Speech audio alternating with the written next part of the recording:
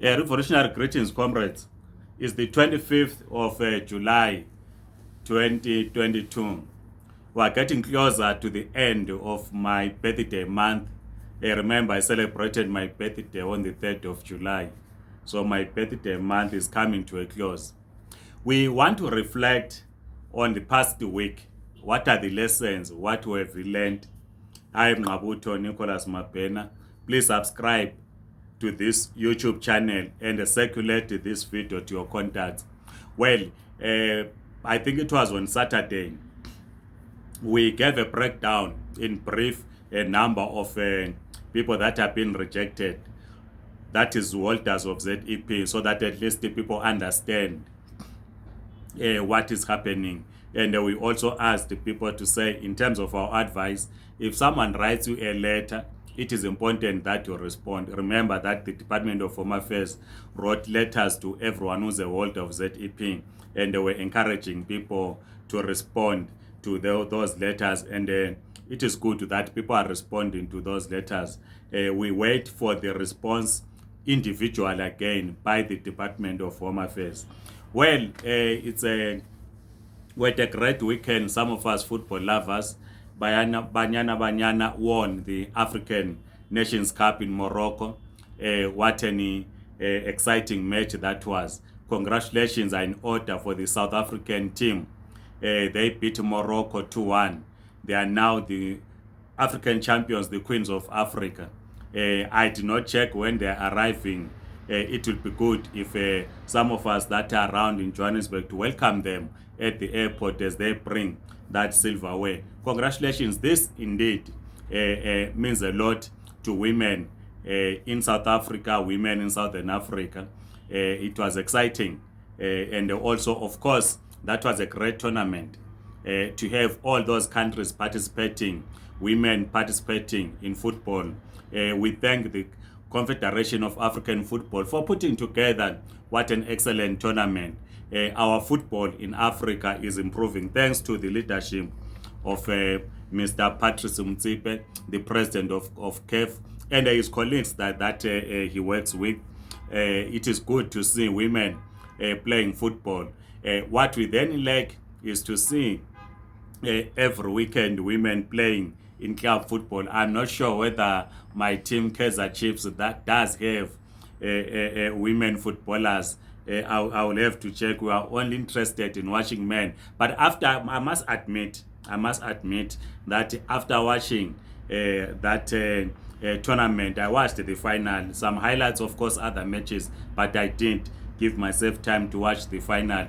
It was such an exciting game, and I thought we need to have my team Highlanders in Bulawayo having a women's team, and I'm sure it does have to see them every weekend beating women from Timbare, Makepekepe, Rhinos, and other teams, and also Chiefs, Kaizer Chiefs, my team in South Africa. It would be interesting if they have a women's team.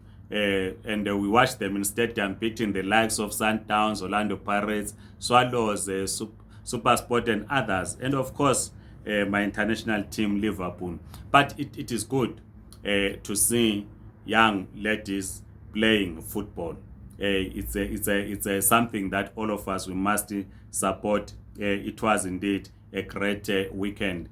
Well, the past weekend also concluded with the ANC conference in KZN. My interest is not about the outcomes of the conference in KZN, but my interest is about the lessons Zimbabwean political parties that draw from such conferences. In Zimbabwe, particularly the opposition, we convene a rally and call it a congress.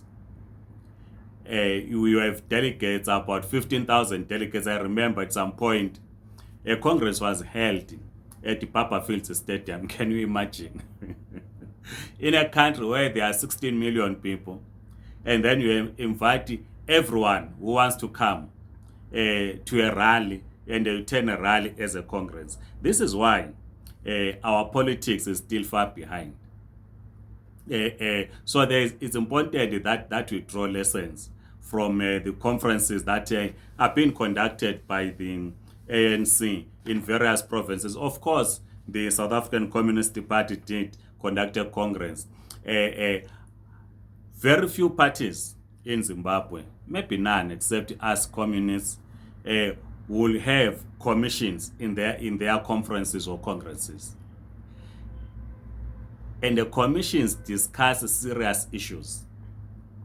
In Zimbabwe, particularly the main opposition, when they get to Congress, it becomes a rally, a cultist Congress for that matter. You sing the praises of a leader, you elect the leadership, that is done. You convene on a Saturday morning, Sunday, you are done. It's a rally.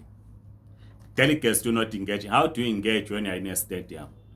So for you will see in December the ANC elective conference. We are not going to have 15 or 20,000 as delegates. We are talking of a country that has about 60 million people. And the ANC membership is above 1 million. They will have at the very least maybe 5,000-6,000 delegates. And the delegates will have time to engage on issues. This coming weekend, they're having a policy conference, something that we do not do in Zimbabwe. The main political parties don't do the policy conference. Policies are adopted by the leadership.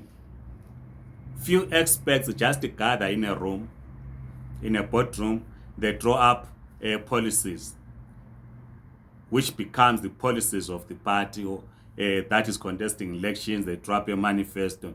It does not come from the people. So it's important that we draw lessons from what is happening in South Africa, particularly in the ANC. So that when we go to 2023 elections, at least when we talk of the manifesto, we know that the manifesto is from the membership. It is not a manifesto from the people. Are the only party in Zimbabwe, by the way, that has a party program. The Zimbabwe Communist Party, completing the liberation of Zimbabwe. That is our party program. I do not know of any other party that has a clearly defined party program. It is only us. And of course, you know, we are still small. We are in the formative stages. We are still building ourselves. But of course, the last issue, which has generated a lot of interest in social media in Zimbabwe, Twitter is a buzz. It's about Susan Mutami. Is a young lady. We are told she's based in Australia. The whole weekend, people have been talking on social media about her. She has been talking a lot of things, throwing names in social media. Well, our position is that we cannot talk about the number of men that she slept with, because there are names that have been thrown, that she has babies with politicians and so forth. That is not our space. But of course, in our society raises the question of morality. What does it mean in terms of morals? How many men sleep with married women? What does it mean? If we talk of morals, what does it mean for a married man to sleep out with a person that they are not married to, but when they are married, they have a wife, they leave their wife, they go and sleep with another woman? What does it mean? This speaks to morals. What does it mean for a lady to date a married man? What does it mean? It's about morals. I know that in Africa, in the main, politicians are not brought down by these allegations to say a young lady slept with a married politician. Therefore, this politician who has been caught sleeping with a young lady will have to resign from their office. We can check politicians across the continent. You remember former president of the United States, Bill Clinton. He survived an impeachment when her then aide was eaten at the White House. With Monica Lewinsky, if I remember well, when she said she was or violated, or that oral sex, or along those lines. And Clinton, former President Clinton, had to survive an impeachment. Well, in Africa, but what does it mean? Is it because in Africa people have isitembu, which isitembu becomes something that is legal? This is why these things are not happening.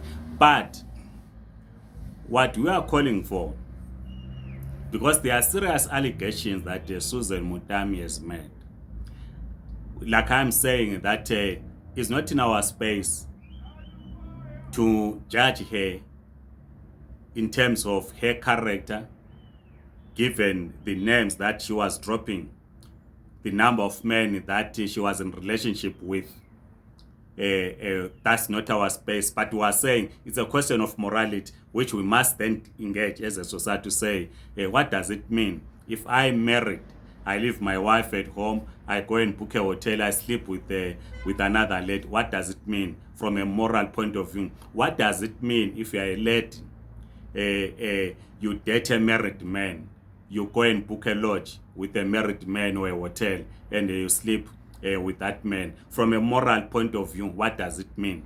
Because it is not only Susan that sleeps around with married men. It is not only those married men that were their names were dropped on social media that sleep or have extramarital affair, if I were to put it in a proper context. What does it mean for a married person, be they man or female, to be engaged in extramarital affair? That's a question that we need to discuss without really discussing Susan. But I think this has generated a lot of interest, not around Susan, but around ourselves as political leaders in the main, as church leaders, as civic society leaders, and so on and so on. But what is of concern is the allegation that she makes, that she says she was raped by the president of Zimbabwe when she was 15. That is a serious allegation. And our position on that is that these allegations must be investigated. It's important that an independent commission of inquiry is established to investigate these allegations. Because in any allegations, there are two sides of the story. Susan might be telling the truth. If she's telling the truth, the said culprit must be held to account. That's one side of the story. The other side of the story is that Susan Mutami must be lying. And if she's lying, she needs to account for her lies. Because you cannot destroy people's lives and people's marriages going all out telling lies. So how do we know that she's telling the truth or that she's lying? We're not there. So it is important that an independent commission of inquiry must be established to investigate these allegations, to come to the conclusion, either of the two, to say, yes, indeed, it is true that indeed when Susan was a minor, she was violated, and the perpetrator must be held to account. Or Susan is lying, and therefore, if she's lying, it must be a lesson to other young ladies, or to other ladies for that matter, not to go making wild allegations against individuals. That would be our comment on that, because we were not there. Personally, I've never met Susan. I don't know her. I don't know her character, but to say that the allegations that she's making, they are very, very serious. They are very, very serious. They need to be investigated. I just saw somewhere that she has opened a case against the president in Australia. I'm not sure whether that is authentic, whether people are making it up, but we'll certainly make a follow-up to establish if it is true. But our position is that these allegations must be investigated. We can't conclude and say Susan is telling the truth indeed, she was raped. We do not know. We can't conclude and say Susan is lying. She's a political tool in the hands of a faction inside ZANU-PF. We can't reach to that conclusion. Other comrades were discussing over the weekend. They were saying, well, because it's the ZANU-PF Congress is coming up in October, so we do not know. For instance, we were saying to other comrades that it is difficult to analyze the factions in ZANU-PF because ZANU-PF is a very, very closed organization. It might be smoke screen to say the president and the vice president are fighting. Might be a smoke screen because it is a very, very closed organization unless if you are inside. But if you are outside like the rest of us, it's a very closed organization. It is unlike the ANC.